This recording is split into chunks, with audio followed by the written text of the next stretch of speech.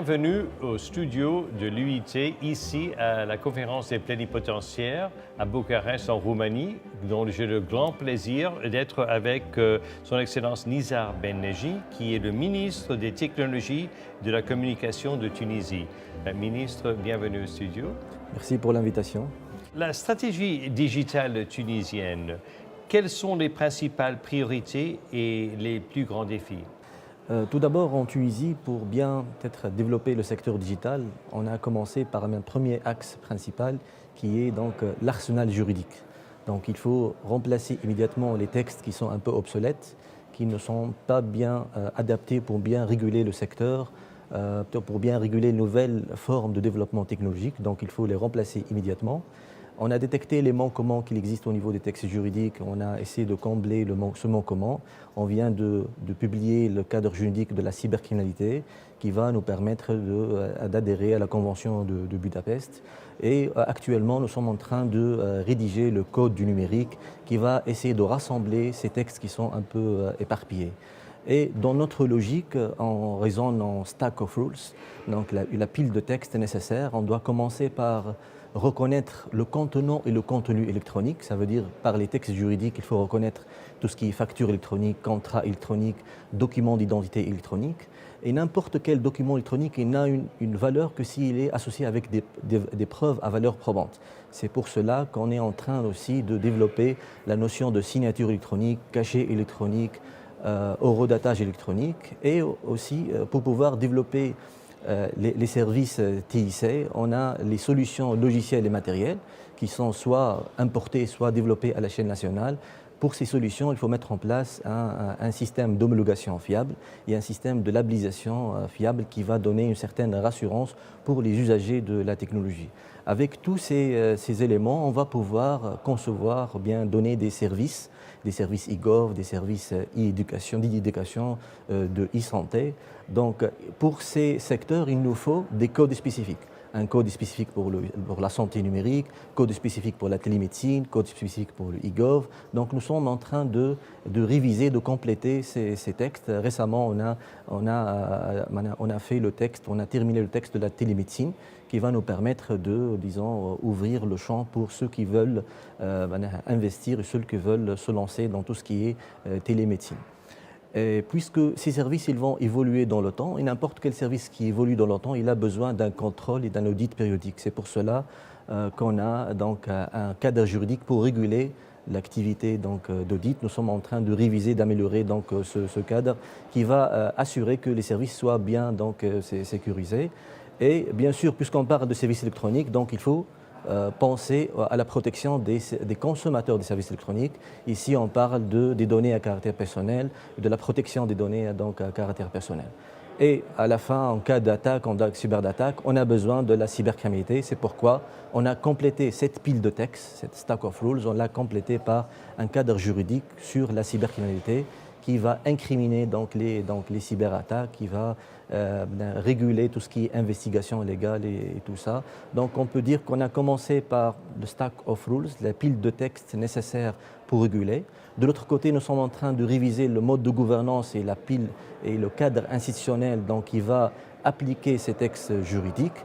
On est en train de travailler sur la mise en place de l'Observatoire du numérique. Ça, peut-être, c'est l'entité qui est manquante. Actuellement, nous sommes en train de préparer le lancement de cette entité. C'est l'Observatoire du numérique qui va être responsable de la collecte de données, le traitement de données, donner les tableaux de bord aux décideurs. Ces tableaux de bord ils vont aider les décideurs pour l'anticipation. L'anticipation, dans notre domaine, elle est nécessaire pour garder une longueur d'avance par rapport aux problèmes. Ces tableaux de bord vont aider les décideurs aussi pour bien décider au bon moment. Et les tableaux de bord aussi qui sont basés sur les données vont nous aider pour se projeter dans le futur et pour bien planifier dans le futur. Donc on a un cadre juridique, un cadre institutionnel avec le technical framework, un cadre technique qui contient un ensemble de services qu'on est en train de développer pour le citoyen, pour l'administration, aussi pour l'entreprise. Si je ne me trompe pas, vous êtes un expert en cybersécurité. Je voudrais vous demander quelles sont les mesures à entreprendre pour sécuriser votre cyberespace tunisien.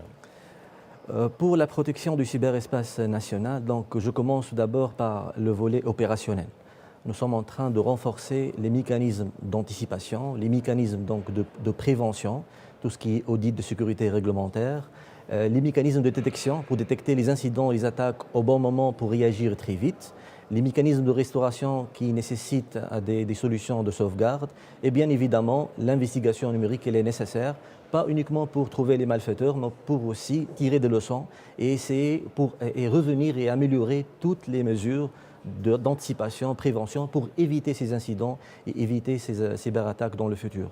Donc nous sommes en train de renforcer le cadre juridique, le cadre technique et nous sommes en train de mettre en place donc des solutions techniques pour renforcer la cybersécurité. Donc on a la partie audit et on a aussi la partie CERT. On a le CERT national, le Computer Emergency Response Team, et on a aussi des CERT sectoriels. Leur rôle, c'est d'essayer de superviser les secteurs, de remonter les alertes, les incidents pour intervenir au bon moment, pour essayer donc de résoudre le problème à temps. Et vous avez aussi consacré un axe pour la formation des compétences en matière des technologies de la communication dans votre stratégie nationale. Quelles sont les mesures mises en place pour renforcer les capacités dans votre pays?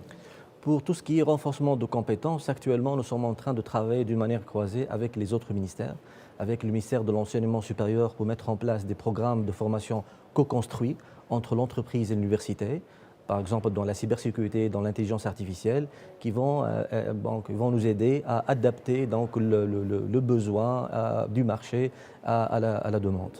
Et aussi, nous sommes en train de travailler avec le ministère de l'Emploi et de la formation professionnelle pour des programmes de recyclage pour les métiers du numérique, parce que le marché tunisien actuellement, il demande plus de compétences dans le domaine du numérique. Bien évidemment, nous sommes en train aussi de travailler avec le ministère de l'Éducation pour ajouter le digital parmi les concepts de base qu'il faut enseigner à l'école. Ça, c'est essentiel et très important.